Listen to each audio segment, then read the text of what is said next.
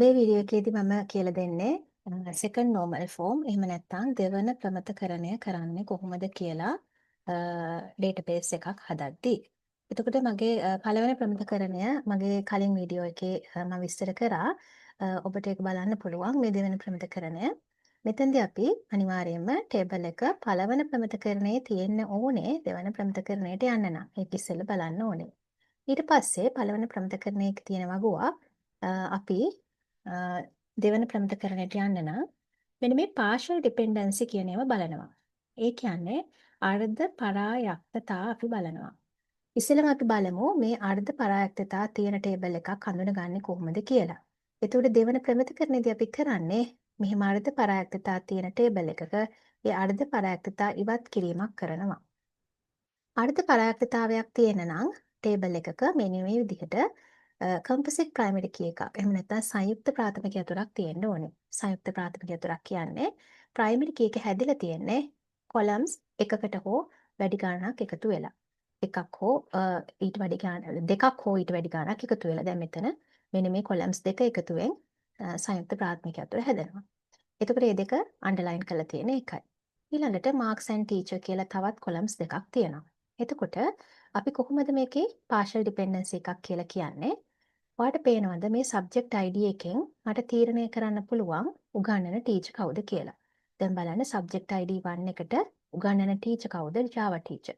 නිතරම මේ බලන්න subject 1 එකත් එක්ක teacher Java teacher. එහෙමනම් මට මෙතන subject ID එකෙන් teacher කවුද කියලා කියන්න පුළුවන්. එහෙනම් අන්න අපි ඒ වගේ එකකට කියනවා පරායක්තතාවයක් නැත්නම් dependency එකක් කියලා.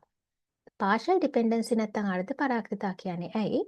සම්පූර්ණ ප්‍රාථමික යතුරෙන් නැතුව ඒකෙන් අර්ධයකින් විතරක් කොටසකින් විතරක් partially විතරක් අපිට තව primary key එකට අයිති නොවන කොලම් එකක් තීරණය කරන්න පුළුවන්කම ලැබෙන නිසා. එතකොට අන්න ඒ වගේ ඒවා අපි වෙන ටේබල් එකකට දාන්න අවශ්‍යයි. දැන් මෙතනදී නම් අපි ඒක table 1 කියලා නම් කරොත් ඒ table 1 එකට එන්නේ මොනවාද? subject ID එකයි teacher තුයි. ඊට පස්සේ ඉතුරු ටේබල් එකේ ඒ කියන්නේ ටේබල් නම්බර් 2 එකට එන්නේ මොනවාද? ඔරිජිනල් ටේබල් එකේ තිබිච්ච ඉතුරු වෙන කොටස. ඒ කියන්නේ ස්ටුඩන්ට් ID එක තිබුණා එකේ, ඊළඟට සබ්ජෙක්ට් ID එක තිබුණා. අනිවාර්යෙන් ඒ දෙක ඒකේ ප්‍රාථමික යතුරු වෙලා තිබුණා. ඒව අපිට වෙනස් කරන්න බෑ. ඊළඟට මාක්ස් කියන එක ඒකට ගන්නවා. දැන් අලුතෙන් හදපු ටේබල් එකේ සබ්ජෙක්ට් ID එකෙන් ටීචර් තීරණය කරන නිසා සබ්ජෙක්ට් ID එක තමයි ප්‍රාථමික යතුර වෙන්නේ.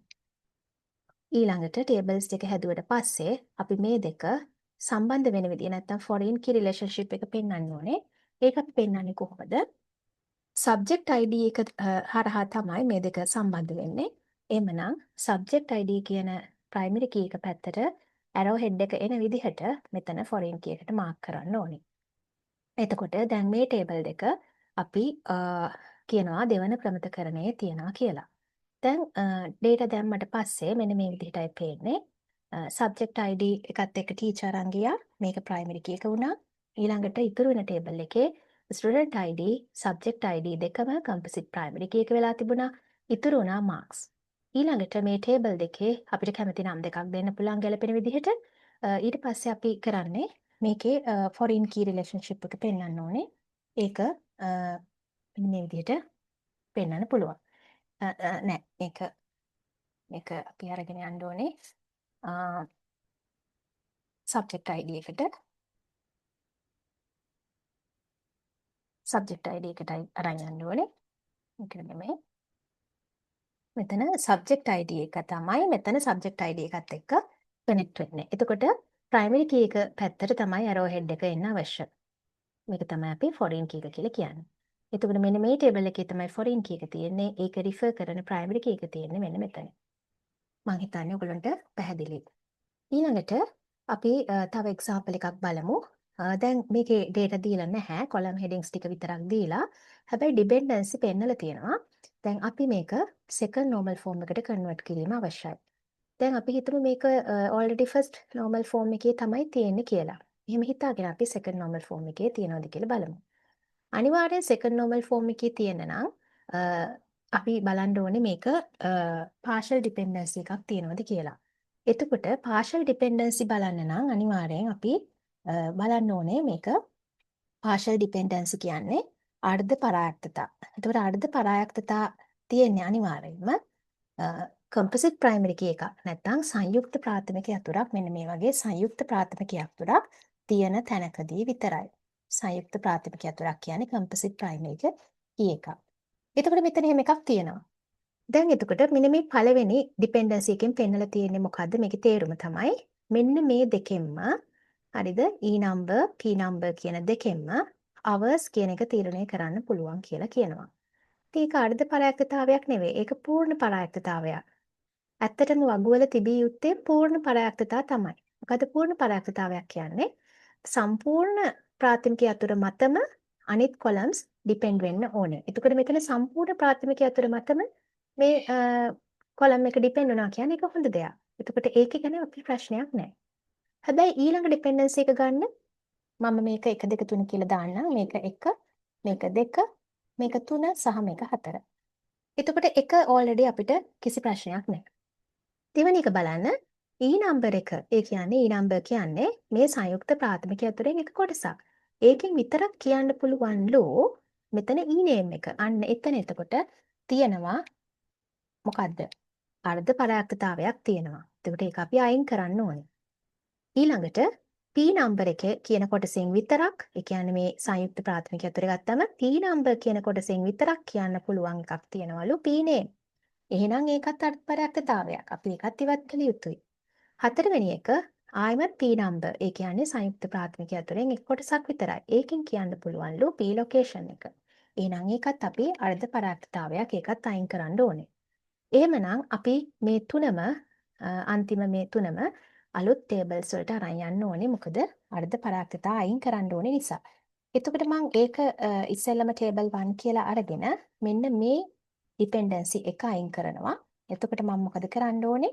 E නම්බර් එක ඒක මත ප්‍රයිමරි කී එක කරගන්නවා ඒක මතනේ E name එක රඳා පවතින්නේ. එතකොට ඒ නිසා E name එක අඳිනවා. අනිත් එක මේවා ලියනකොට ඔයාලා අනිවාර්යයෙන්ම මේ ටේබල් එකේ දීලා තියෙනවා නම් capital letters ඒ විදිහටම ලියන්න. මම මෙතන පෙන්වන්න ඕන නිසා විතරක් සරලව ඒ නම් දානවා. නමුත් ඔයා විභාගයට ලියනකොට අනිවාර්යයෙන්ම මේ letters spelling mistakes and capital simple මාරු කරන්නේ නැතුව ලියන්න වග බලා ගන්න.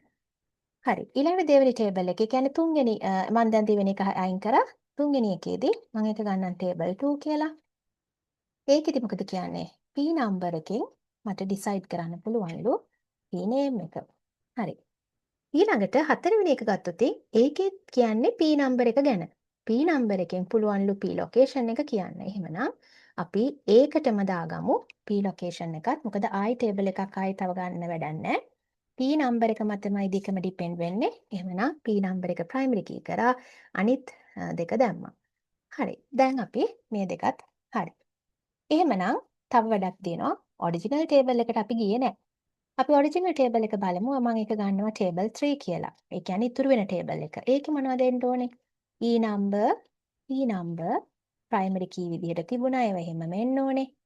දැන් අපි ඉතුරු වෙන ටික, ඒ කියන්නේ hours ඉතුරු වෙනවා. hours විතරයි ඉතුරු වෙන්නේ. ඒක ඒ ටේබල් එකට ගන්නවා. දැන් අපිට ටේබල් 3ක් ලැබුණා.